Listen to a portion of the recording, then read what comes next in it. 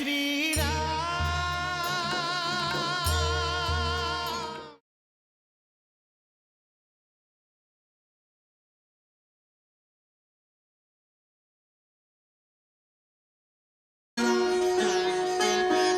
जय श्री राम, जय जय श्री राम।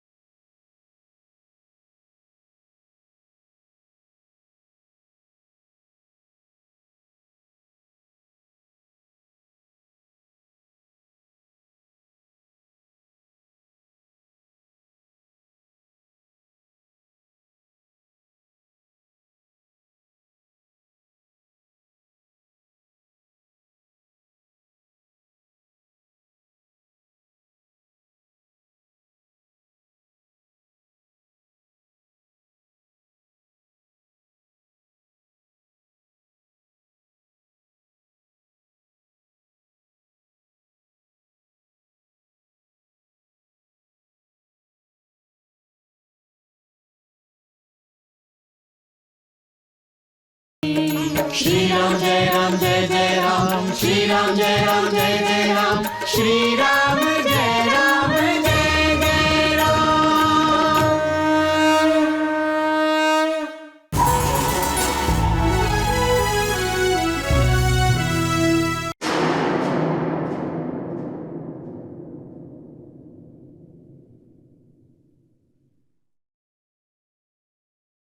সীতা, লঙ্কেশের মাতা তোমার সঙ্গে দেখা করতে এসেছেন।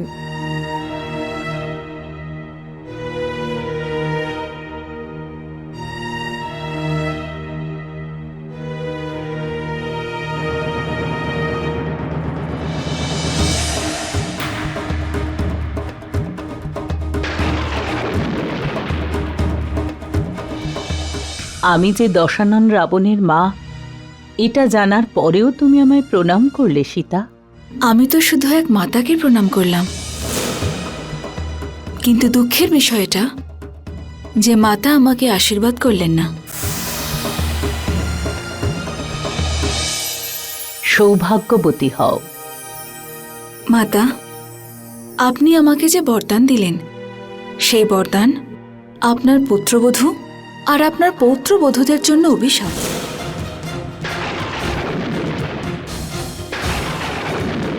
আমার স্বামী রঘুনন্দন রাম যখন লঙ্কায় আসবেন, তখন লঙ্কার কোনো স্ত্রী আর সৌভাগ্যবতী থাকবে না।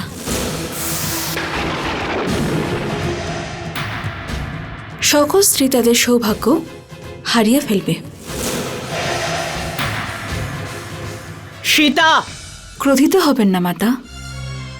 রাবণের অপরাধের সঙ্গে সেই সকল স্ত্রীরা জড়িত যাদের সঙ্গে ওর সম্বন্ধ আছে। তা সেই স্ত্রী রাবণের মাতাই হন না কেন, ও স্ত্রী হন না কেন, ওর ভগিনী, ভাতৃবধূ বা যে কেউ হোক না কেন, কেউ কখনো লঙ্কেশকে আটকানোর প্রয়াসই করেনি। রাবণ অনাচার করেই গেছে, স্ত্রীদের অপমান করেই গেছে, নারীদের অত্যাচার করেই গেছে, নিজের পুরুষার্থ চরিতার্থ করার জন্য। দুঃখের কথা তো এটা মাতা, যে এই সোনার লঙ্কায় থাকা কোনো নারী অন্য কোনো নারীর দুঃখ, কষ্ট, আক্রোশ, অপমানের কথা কখনো শুনতেই পাইনি। মন্দোদরী বলছিল তুমি অগ্নিশিখা। ও সঠিক বর্ণনই করেছে সীতা। পুরুষকে এক নারী মাতা, স্ত্রী, পুত্রী, ভগিনী, ভাতৃবধূ হয়ে সংস্কার দিয়ে থাকে, কিন্তু লঙ্কেশকে কেউ কখনো কোনো সংস্কারই দেয়নি। আমার তো এমনটা মনে হয়। আর যখন কোনো পুরুষ সম্পূর্ণ সংস্কারহীন হয়ে পড়ে, তখন বিনাশকাল হয়ে ওর সম্মুখে এসে উপস্থিত হয়। মাতা, লঙ্কেশের বিনাশ তো নিশ্চিত।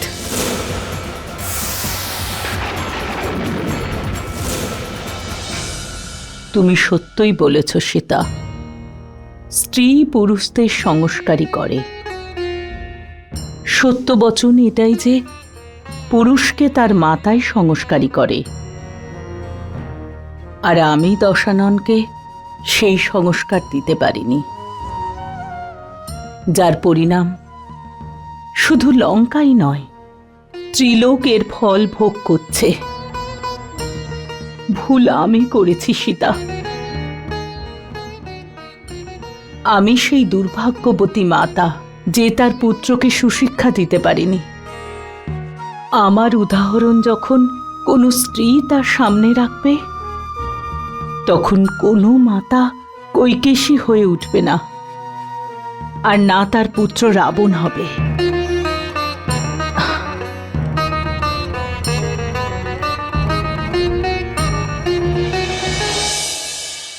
আশা করব আপনারা সবাই ফলাহার করে তৃপ্ত হয়েছেন।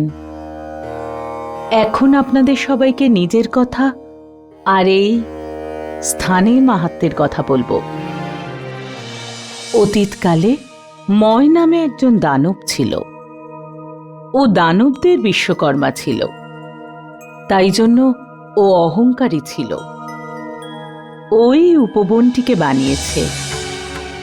চিত্রসেনের সুন্দরী স্ত্রী অপ্সরা হেমাও এখানে আসতেন। দানবরাজ ময় তাঁর উপর আসক্ত হলেন। দেবরাজ ইন্দ্র দানবরাজ ময়কে বজ্র দিয়ে মেরে ফেললেন, আর হেমাকে এই উপবনটি দিলেন। হেমা এই স্থানের রক্ষার দায়িত্ব আমাকে অর্পণ করলেন। আমি স্বয়ংপ্রভা নামের একজন গন্ধর্ব কন্যা, আর এই স্থানে নারায়ণের ধ্যান করছি আর বসবাস করছি, আর এই স্থানের রক্ষাও করছি। এই দুর্গম স্থানে আসার সাহস কেউ করতে পারে না, আর আসলেও এখান থেকে কেউ জীবিত ফেরে না। কিন্তু প্রভু শ্রীরামের সেবা করার পথে কোনো বাধা আসতে পারে না। তবু আমরা এতদিন ধরে এই দক্ষিণ দিকে ঘুরে বেড়াচ্ছি, কিন্তু এখনো পর্যন্ত রাবণের কোনো সূত্রই পেলাম না। হে মহাদেবী, আপনি তো আপনার দিব্য দৃষ্টি দিয়ে সবকিছু দেখতে পান। আপনি সবকিছু জানেন যে আমরা সব বানর একসাথে মা সীতার খোঁজ নিতে বেরিয়েছি, আর ইতিমধ্যে মহারাজ সুগ্রীবের দেওয়া 1 মাস অতিক্রান্ত হয়েছে। হে মহামানবী, আপনি ক্ষুধার্ত বানরগণকে অমৃতসম নির্মল জল আর ফল আহার দিয়ে শুধু নতুন জীবনদানই নয়, বরং নতুন চেতনা আর নবপ্রেরণার সঞ্চারও করেছেন। এবার অনুগ্রহ করে এই গুহা থেকে বাইরে বেরোনোর পথ দেখিয়ে দিন। অবশ্যই। শুধু এটাই নয়, প্রভু শ্রীরামের জন্য দেবী সীতার কাছে যেতে আপনাদের সাহায্য করব আমি। সত্যি?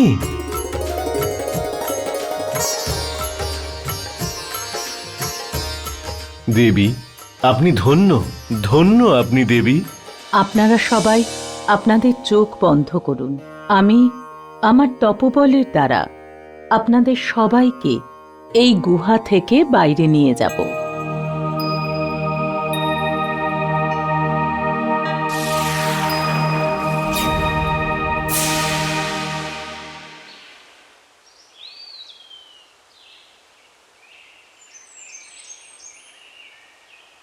কি হয়েছে জ্যেষ্ঠ? কতক্ষণ দাঁড়িয়ে আছো এভাবে? ওই পর্বতের পথেই অনেকক্ষণ ধরে তুমি তাকিয়ে রয়েছ। তার কারণ হলো আমি তাকিয়ে থাকলেও কেউই আসছেন না, না মহারাজ সুগ্রীব, না জাম্বুমান, আর না হনুমান। এরকম মনে হচ্ছে যে এই প্রতীক্ষার কোনো শেষ নেই। লক্ষণ, সীতা ওখানে এখন আমার মতো নিশ্চয়ই প্রতীক্ষা করছে। সীতাও আমার মতো পথ চেয়ে আমার মতোই হয়তো অপেক্ষা করছে, আর এটাই ভাবছে যে তার রাম কবে আসবে। কিন্তু লক্ষণ, এই কখনের কোনো শেষ নেই।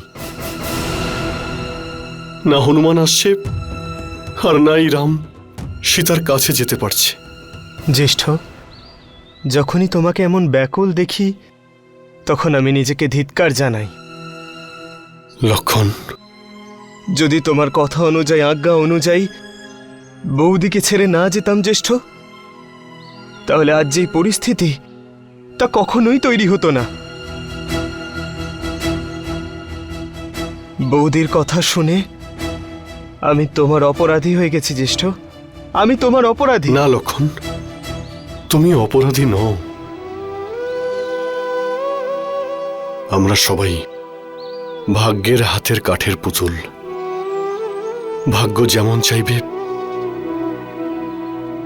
তেমনটাই হয়ে থাকে, কারণ সবকিছুই আমাদের ভাগ্যের উপরে নির্ভরশীল।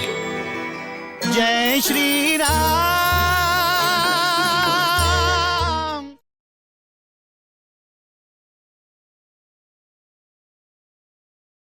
জয় শ্রীরাম।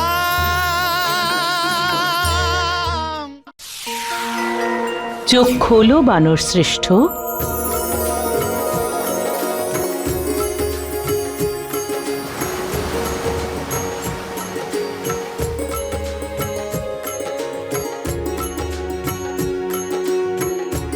আপনারা সবাই এখন গুহার বাইরে। এটা মহাসাগরের তটভূমি, আর এখান থেকে দেবী সীতার কাছে পৌঁছনোর জন্য আপনাদের এই মহাসাগর পার করতে হবে।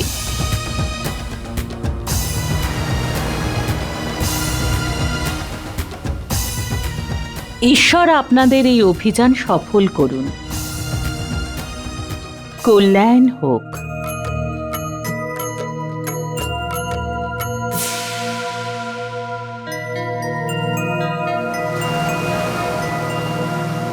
ওই তপস্বিনীর কৃপায় তো ওই গুহা থেকে আমরা বাইরে এসে পৌঁছলাম, কিন্তু এখন সামনে এ তো অথই সাগর। আর তার উপর মহারাজ সুগ্রীবের দেওয়া সময়সীমা অতিক্রম হয়ে গেছে। আর এখন আমরা সীতামাতার খোঁজের সংবাদ না নিয়ে ওনার সামনে যদি যাই, উনি আমাদের অবশ্যই দণ্ডিত করবেন।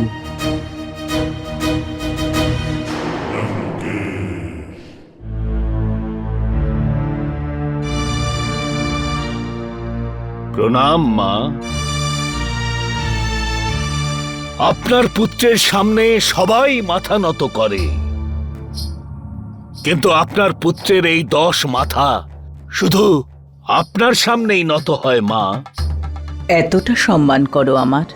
আপনি যদি আদেশ করেন তাহলে আপনার এই পুত্র নিজের 10 মাথা কেটে আপনার চরণে অর্পণ করবে। আমি এইসব কিছু চাই না দশানন। তাহলে আপনি কি চান মা? আমি সীতাকে চাই।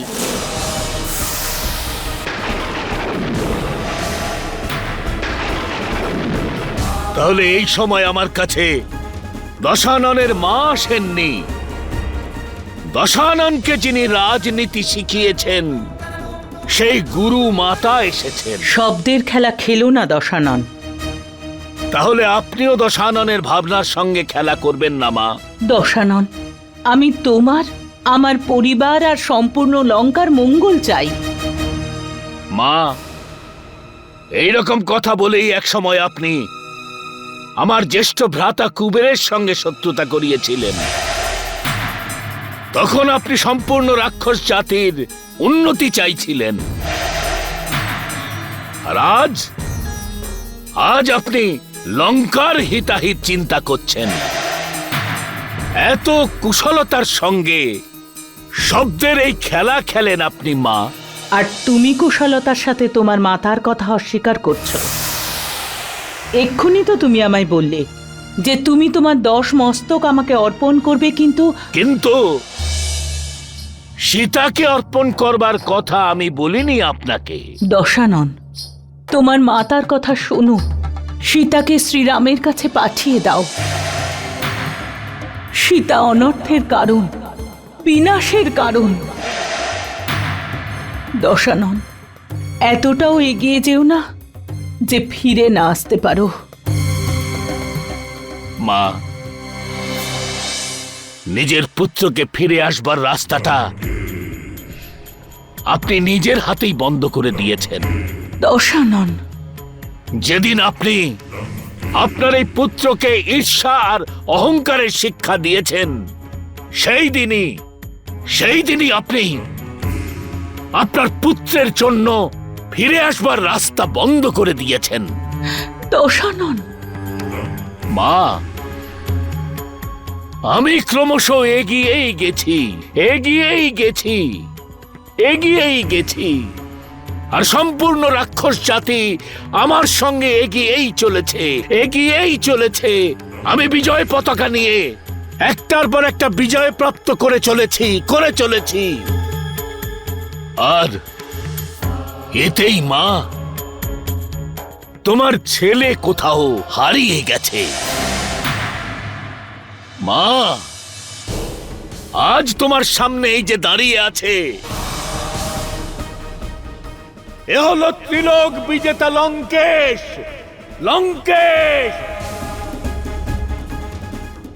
যে অজেয় আর অমর, যে পরাজয়ের গ্লানি কখনো সহ্য করেনি। মা, আপনি আপনার এই পুত্রকে শিখিয়েছেন, যা তুমি পাচ্ছ না সেটা ছিনিয়ে নাও। মা, আমাকে ক্ষমা করবেন। লঙ্কেশ সীতাকে কখনোই ফেরত পাঠাবে না। লঙ্কেশ সীতাকে কখনোই ফেরত পাঠাবে না। আমাকে ক্ষমা করবেন মা, আমাকে ক্ষমা করবেন।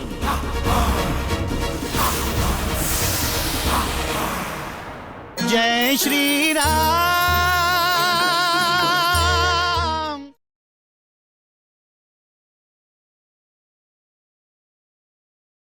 जय श्री राम।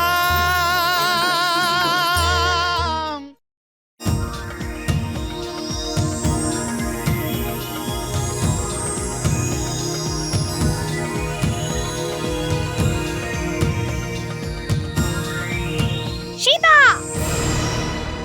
তোমার এত দুঃসাহস যে তুমি আমার মায়ের অপমান করছো?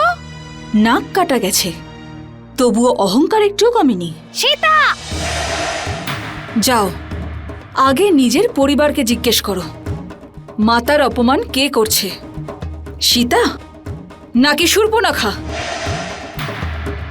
সীতা নাকি তোমার দুষ্ট ভ্রাতা? সীতা, সাহস থাকলে গিয়ে জিজ্ঞাসা করো তোমার অধর্মী পাপী ভ্রাতাকে। যে নারী পুরুষের জীবনে মাতা, পুত্রী, স্ত্রী আর ভাতৃবধূর রূপে আসে, সেই নারীকে অপমান করে ও নিজেরই মাতার অপমান কেন করে? যাও গিয়ে জিজ্ঞাসা করো ওই অত্যাচারীকে যে ওর অগুন্তি পাপের ফলে এই সোনার লঙ্কার ওপর আর এই লঙ্কাবাসীদের মনে যে কলঙ্ক লেগেছে, যা গঙ্গার পবিত্র জলেও শুদ্ধ হবে না, সেটা কি করে নির্মূল করা যায়। আমি যে সংস্কার পেয়েছি তা আমাকে মাতা পিতা আর গুরুজনদের আদর আর সম্মান করার কথা বলে, ওনাদের অনাদর আর অপমান নয়। তোমার মাতার সঙ্গে আমি সম্মানের সঙ্গেই কথা বলেছি, কিন্তু তুমি তোমার মাতাকে গিয়ে এটা জিজ্ঞাসা করো যে তোমার মতো অধর্মী, অনাচারী আর সংস্কারহীন পুত্রীকে জন্ম দিয়ে উনি সম্পূর্ণ স্ত্রী জাতির অবমাননা কেন করেছেন।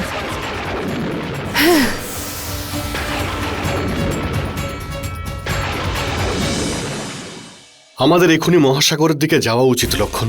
এখন এক মুহূর্ত নষ্ট করা সীতার দৃষ্টিতে অপরাধ হবে। কিন্তু জ্যেষ্ঠ, এমনটা যেন না হয় যে আমরা ওই দিকে যাচ্ছি আর হনুমান তোমার সঙ্গে দেখা করতে এই দিকে আসছে। তাহলে কি আমি সীতার সংবাদ পাওয়ার পরেও চুপ করে থাকব? রাবণ বৌদিকে দক্ষিণ দিশায় নিয়ে গেছে, এ তো আমরা আগে থেকেই জানি। আর ওখানকার যা সংবাদ পেয়েছি তাতে এই মনে হয় যে আমরা যা জানি তা সঠিক। এরপরে বাইরে থেকে বেশি আমরা কিছুই জানি না। বৌদি আর হনুমানের মধ্যে কেবল দক্ষিণ দিশার মহাসাগর আছে। আমার অনুমান অনুযায়ী জ্যেষ্ঠ, বৌদিকে খোঁজার জন্য আমাদের হনুমানকে অধিক সময় আর অধিক সুযোগ দেওয়া উচিত।